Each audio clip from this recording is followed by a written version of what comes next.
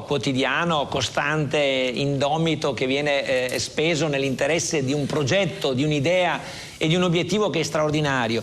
In proposito volevo anche dire che proprio l'ufficio comunicazione, che è guidato da Teresa D'Avanzo, sta lavorando alacremente per rendere il più interessante possibile la comunicazione, appunto, attraverso il sito indipendenzaveneta.com. Vi invito ad entrare attraverso, appunto, internet nel sito del nostro movimento e troverete i programmi, i progetti, gli incontri, gli eventi sul territorio nelle diverse aree di tutto il Veneto. È un movimento grandioso, un movimento che si è ritemprato da quella che è stata una sofferenza per l'esito inferiore alle aspettative delle elezioni del 31 di maggio, ma consapevole della forza del progetto che abbiamo in campo, della nostra serietà, della credibilità, della tenacia, della determinazione, della grande squadra che lavora compatta per un obiettivo che prossimamente, in tempi che io vedo abbastanza brevi, deve e può realizzarsi se il Veneto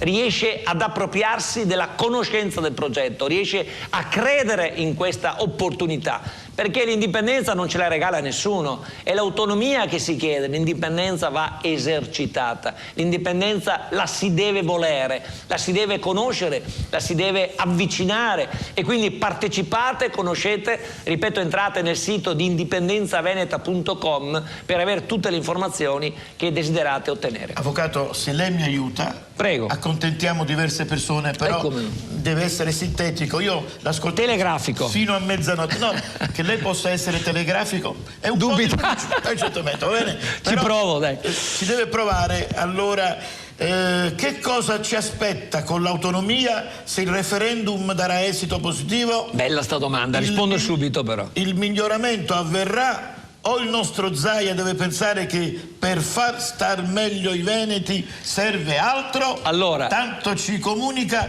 Denis di Treviso. La prego, avvocato, un minuto, dai, mi aiuti. Denis, grazie per questa domanda che è fondamentale e attualissima. Il referendum sull'autonomia, che non è da confondere con quello sull'indipendenza che è stato bocciato dalla sentenza 118/2015 della Corte Costituzionale, è una bufala.